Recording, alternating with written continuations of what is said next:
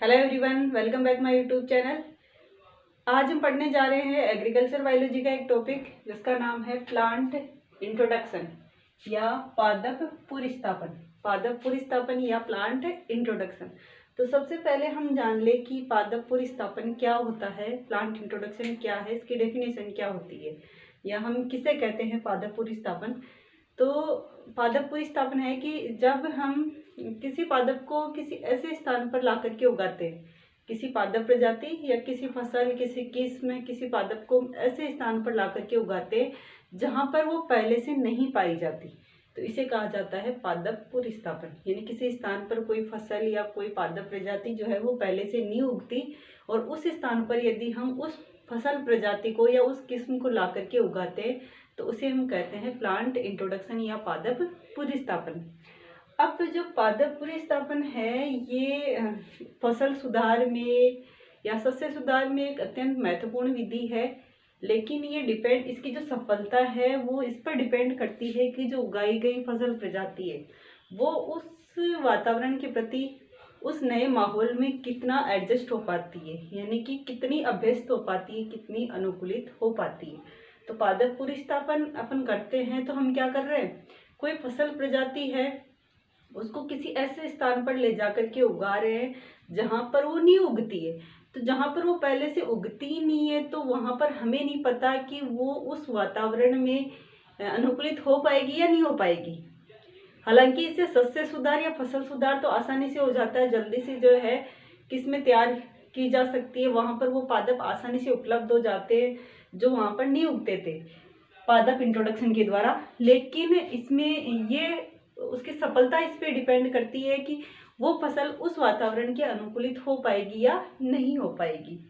तो अनुकूलन अत्यंत इसमें जो है महत्वपूर्ण कारक साबित होता है।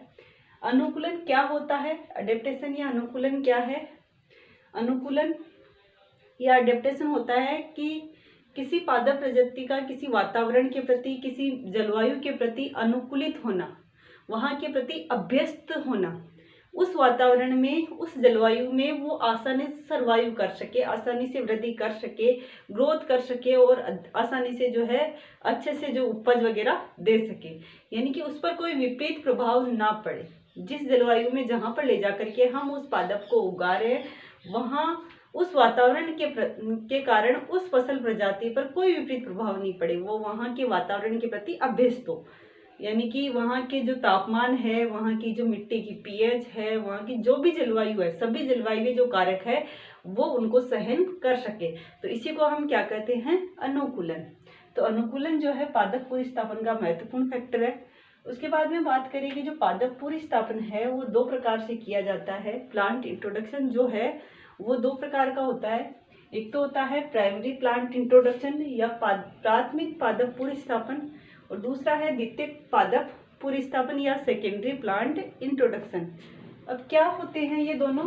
प्राथमिक पादप पुरीस्थापन या प्राइमरी प्लांट इंट्रोडक्शन क्या है? जब किसी पादप प्रजाति को बिना चयन की प्रक्रिया के, यानी कोई चयन नहीं किया जाता, बिना सिलेक्शन के ही, बिना किसी अन्य प्रविधि के, सीधे ही किसी पादप प्रजाति को किसी नए वातावरण में ले जाकर के यदि उगा दिया जाए तो उसे कहा जाता है प्राथमिक पादप पुरीस्थापन। यानी किसी पादप प्रजाति को हमने लिया और ऐसे स्थान पर ले जाकर के उगा दिया जहाँ पर वो पहले से नहीं पाई जाती, और वहाँ पर इसलिए उगा रहे हैं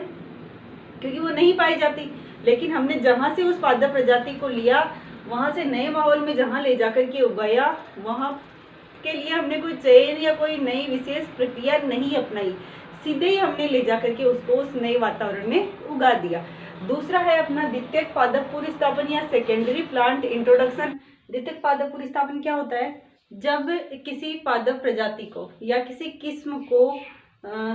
किसी स्थान से चयन करके लाया जाता है और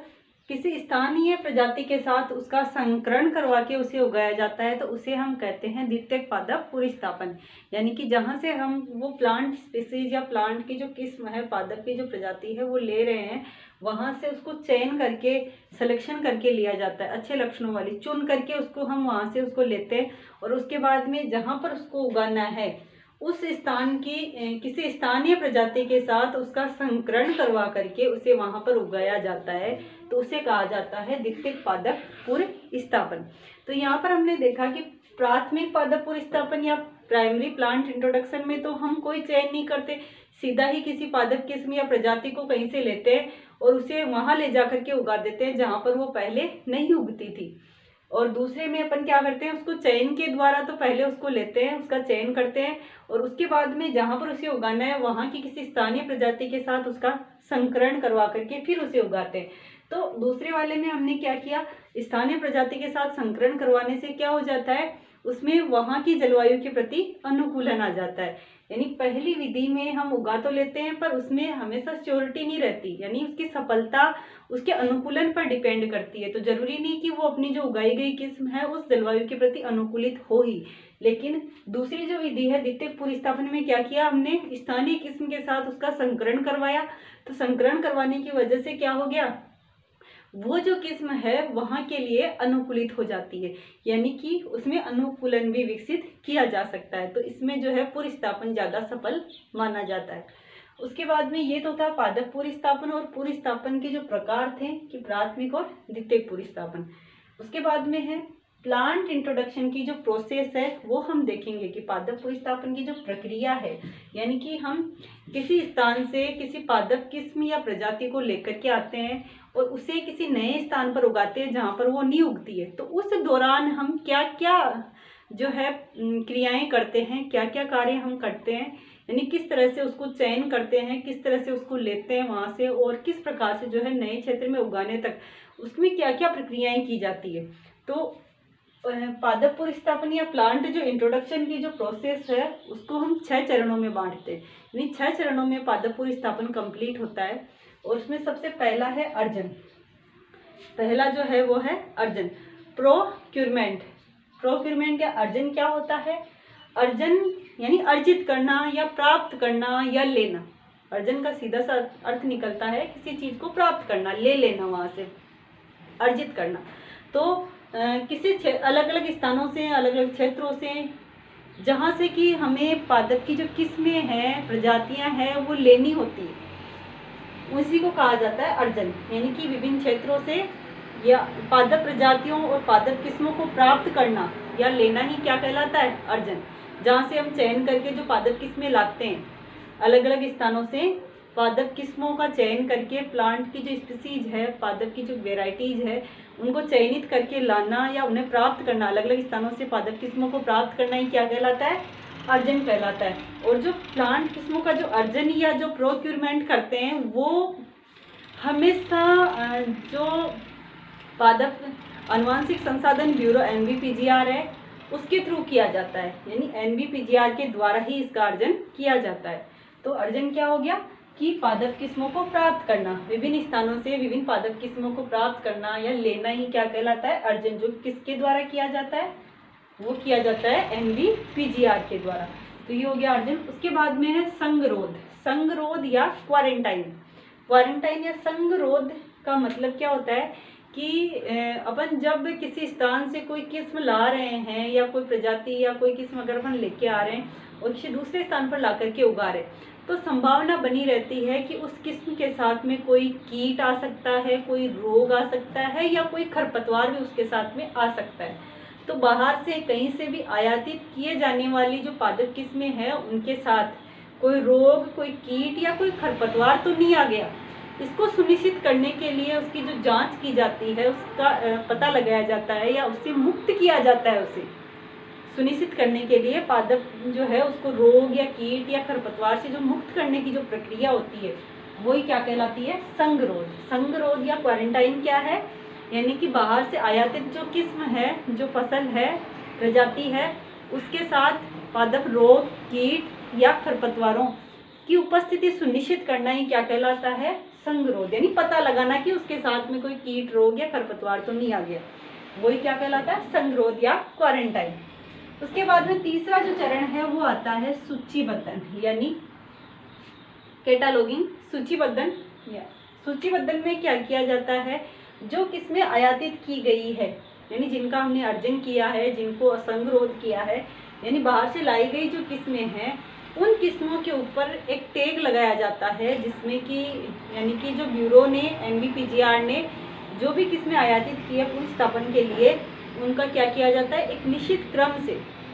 उन पर निश्चित क्रम की कब और किस किस्म को पहले निश्चित क्रम के अनुसार उन पर एक टैग लगा दिया जाता है, जिसमें उनका आयातित होने का क्रम, उनकी प्रजाति, उनकी किस्म, उनका उत्पत्ति स्थल यानी ओरिजिन यानी कहाँ से वो उत्पन्न होती है, कहाँ से उसको प्राप्त किया गया,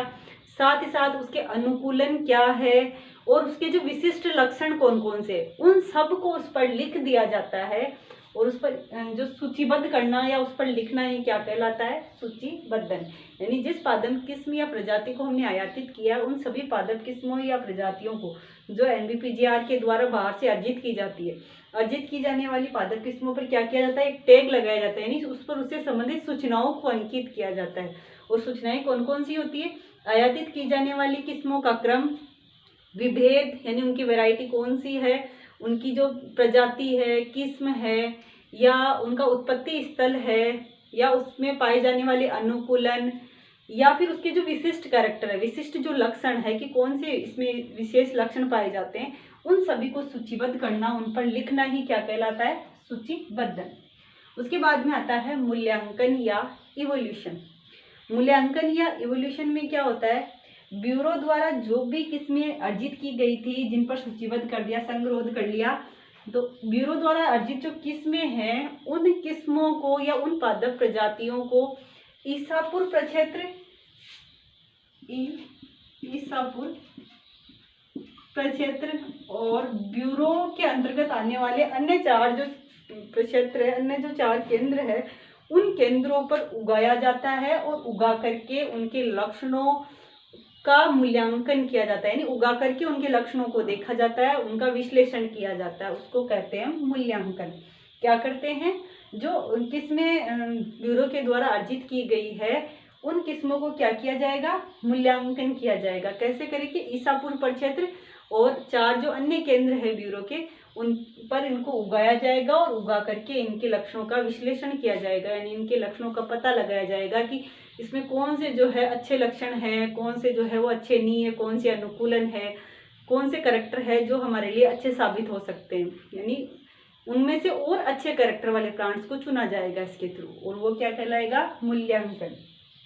उसके बाद है गुणन और वितरण। इन मूल्यांकन के द्वारा जो हमने पादप किस्में देखी थी और उनमें से जो वांछित थी या अच्छे लक्षणों वाली जो पादप किस्में थी, उन पादपों को क्या किया जाता है, उसके बाद जो उस समय प्रचलित जो मानक किस्म है, उस किस्म के साथ उसकी तुलना की जाती है, और मानक किस्म के साथ तुलना करने पर जो सर्वश्रेष्ठ या जो उत्कृष्ट जो पादप किस्में हमें प्राप्त होती है, यदि हमारी जो पादप किस्म है वो मानक किस्म से उत्कृष्ट है, तो क्या किया जाता है, उसमें गुणन करवा करके उसे वितरित कर दिया जाता है। क्या करेंगे, मूल्यांकन में हमने उसके लक्षणों को देखा, और जो मूल्यांकन के थ्रू हमें उत्कृष्ट जो किस्म प्राप्त हुई, उन उत्कृष्ट पादप किस्मों का क्या करते हैं, उस समय जो बाजार में प्रचलित जो मानक किस्म होती है, यानी उस पादप की जो किस्में बाजार में चल रही है, चाहे उत्पादन की दृष्टि से हो या अन्य अच्छे लक्षणों की दृष्टि से हो, उस किस्म के साथ उसकी तुलना की जाती है, और तुलना करने के बाद में उसको गुणन करवा करके, यदि अपनी किस्म ज़्यादा उत्कृष्ट है, अच्छे लक्षणों वाली है, उससे तुलना करने के बाद भी, तो हम क्या करते हैं, उसका गुणन करवा करके वितरण करवा देते हैं। वो कहलाता है मल्टीप्लिकेशन एंड डिस्ट्रीब्यूशन, यानी वितरण, यानी किसानों तक उसको वितरित करवा दिया जाता है गुणन करवा करके, ताकि किसान क्या कर सके, उसका उपयोग कर सके, और लास्ट किसान क्या कर लेंगे, उसका यूटिलाइजेशन या उपयोग करेंगे, यानी उसको उगाएंगे,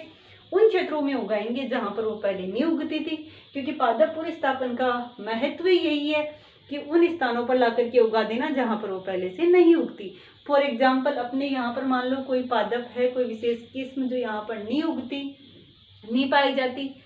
हो सकता है उसके यहाँ का जलवायु जो है वो उसके अनुकूल ना हो, तो दूसरे स्थानों पर वो उगती है, लेकिन दूसरे स्थानों से उसको वहाँ पर उगती है, फिर उसके उत्पादों को अलग दूसरे स्थानों तक यहाँ तक सप्लाई किया जाता है, तो अपने लिए वहाँ के बजाय काफ़ी महंगी साबित होती है। यदि उसी किस्म को, उसी पादप प्रजाति को यहाँ पर उगा लिया जाए, उसमें इस तरह से परिवर्तन कर दिया जाए, या उसे यहाँ के अनुकूलित कर लिया जाए और उसे यहाँ पर उगा लिया जाए, तो वहाँ से जो यहाँ पर आयातित करने में जो खर्चा लगता था, है जो हमारे लिए जो कॉस्टली वो साबित होती थी, वो यहाँ के लोगों के लिए फिर थोड़ी सस्ती और आसानी से उपलब्ध हो जाएगी। तो पादप प्रतिस्थापन का सबसे इम्पोर्टेंट महत्व यही है कि उन स्थानों पर पादप प्रजातियों को उगाना जहाँ पर वो नहीं उगती है। तो वितरण के बाद में किसानों को वितरित कर दिया, तो किसान क्या करेंगे, उसका उपयोग करेंगे, यूटिलाइजेशन कर लेंगे, यानी कि उन्हें उगाएंगे और उससे उत्पाद प्राप्त करेंगे। तो ये थे 6 अपने पॉइंट पादप प्रतिस्थापन की प्रक्रिया के, प्लांट इंट्रोडक्शन की प्रोसेस के। उसके बाद में आता है कि प्लांट इंट्रोडक्शन या पादप प्रतिस्थापन के लाभ क्या है। तो सबसे पहला लाभ तो ये है कि इसमें बहुत ही कम समय में जल्दी हमें एक नई किस्म की प्राप्ति हो जाती है, यानी कि आसानी से कम समय में हमें एक नई किस्म प्राप्त हो जाती है, नई फसलें हम इसके द्वारा प्राप्त कर सकते हैं। साथ ही साथ दूसरा लाभ इसका ये है कि पादप प्रतिस्थापन से जो किस्में हम प्राप्त करते हैं, नई किस्म के विकास में श्रम यानी कि मेहनत कम लगती है, धन कम लगता है बाकी विधियों के तुलनात्मक रूप से देखें तो, और यानी धन समय और श्रम तीनों चीज़ों की बचत होती है, यानी कम समय में, कम धन में और कम मेहनत में हम नई किस्में तैयार कर सकते हैं। तीसरा इसका लाभ ये है कि इससे हम पौधों को रोगमुक्त क्षेत्रों में ले जा करके स्थापित कर सकते हैं। मान लो कि यहाँ पर कोई किस्म पाई जा रही है, कोई पादप प्रजाति पाई जा रही है, वो उत्पादन भी अच्छा देती है, अच्छी पादप प्रजाति है, लेकिन यहाँ पर उसमें रोग हो जाता है, तो हम उसे किसी दूसरे स्थान पर अगर उसका पादप प्रतिस्थापन कर दे, दूसरे स्थान पर ले जा करके उगा दे जहाँ पर रोग नहीं होता, तो उसे रोग मुक्त हम तैयार कर सकते हैं। यानी कि इसके द्वारा हम क्या कर सकते हैं, रोग मुक्त पादप तैयार कर सकते हैं। इसके अलावा इसका क्या लाभ है कि वैज्ञानिक शोधों के लिए हमें आवश्यक पादप प्रजातियां जल्दी उपलब्ध हो जाती है, यानी हमें रिसर्च करने के लिए भी पादप प्रजातियां प्राप्त हो जाती है। तो ये इसके लाभ थे। क्या क्या लाभ थे, एक तो नई फसलें तैयार हो जाती है, नई किस्में तैयार हो जाती है, कम समय में, कम श्रम में और कम लागत में हमें प्राप्त हो जाती है। साथ ही साथ इस विधि के द्वारा हम रोगमुक्त पादप तैयार कर सकते हैं या रोगमुक्त स्थानों पर पौधों को लगा सकते हैं, नए पादप तैयार कर सकते हैं वहाँ पर। साथ ही साथ वैज्ञानिक शोधों के लिए, रिसर्च के लिए भी हमें नई किस्में जो है आसानी से तैयार हो जाती है, मिल जाती है। लेकिन साथ ही साथ पादप प्रतिस्थापन के तो लाभ थे, पर कुछ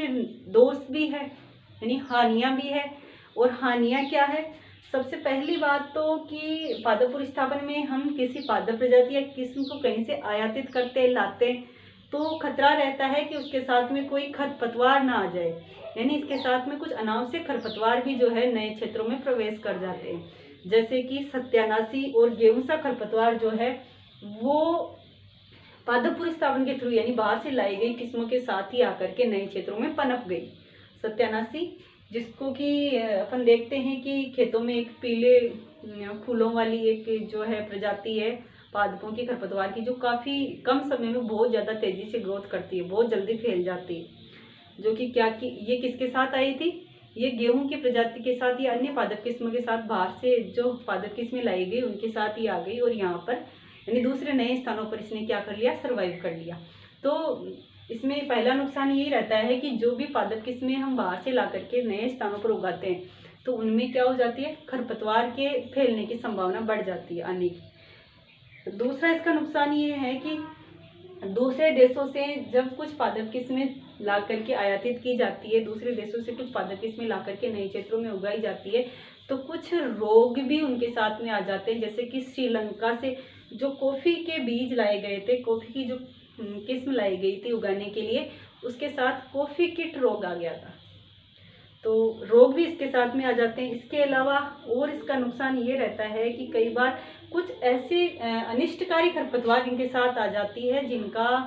उनको वापस समाप्त करना बहुत मुश्किल हो जाता है, जैसे कि जलकुंभी, वाइटर हाइसिंथ या आइक्रोनिया क्रोसिफस जिसका वैज्ञानिक नाम है, इसको ये भी क्या हो गई, पादप किस्मों के साथ में आ गई और इस कुछ स्थानों पर इस तरह से अनिष्टकारी खरपतवार के रूप में फैल गई। ये एक तरह से जलीय पादप होता है और जब ये आकर के किसी जलाशय में फैल जाता है तो बहुत ही कम समय में ये तीव्र गति से कायिक प्रवर्धन करता है और उस पूरे जलाशय को ढक लेता है, जिसकी वजह से जल में पाई जाने वाली जो ऑक्सीजन है या जो भी पोषक पदार्थ है उसको ये अब्जॉर्ब कर लेता है। तो जलाशय में रहने वाले जो अन्य जीव और प्लांट है उनको ऑक्सीजन और न्यूट्रिशन नहीं मिल पाते और वो धीरे धीरे नष्ट होने लगते हैं। तो ये एक तरह से अनिष्टकारी खरपतवार है। इसके अलावा पादप प्रतिस्थापन का एक नुकसान ये है कि कुछ जो पादप किस्में हम आयातित करते हैं उनसे जो है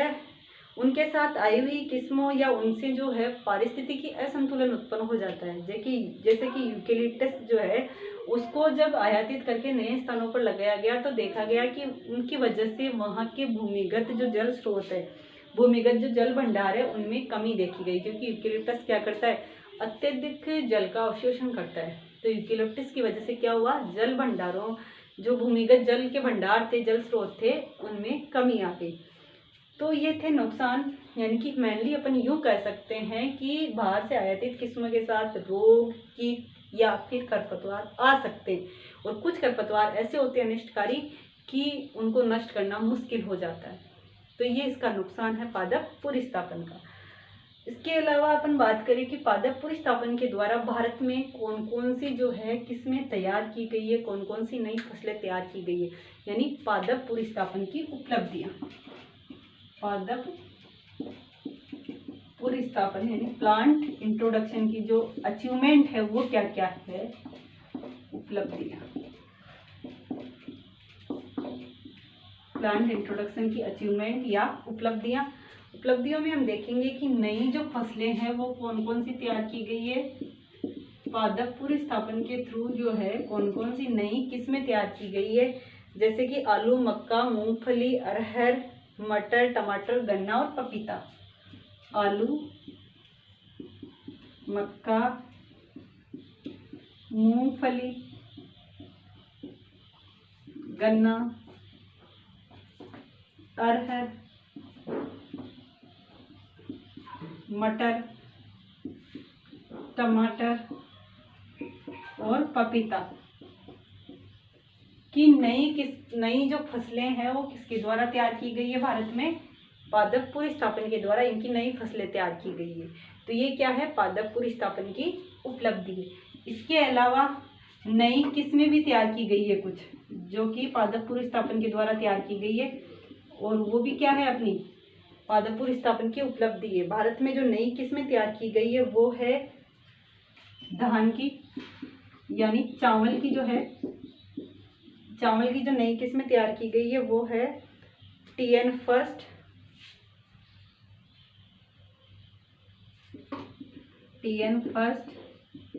IR8, IR35,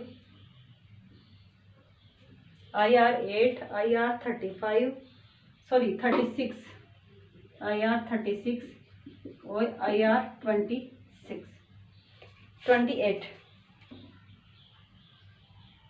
IR28। ये जो किस्में हैं, नई किस्में किसकी, धान की या चावल की तैयार की गई है। इसके अलावा गेहूं की जो नई किस्में तैयार की गई है, गेहूं की नई किस्मों में है रिडले, लरमा रोहो और एक है सोनारा 64।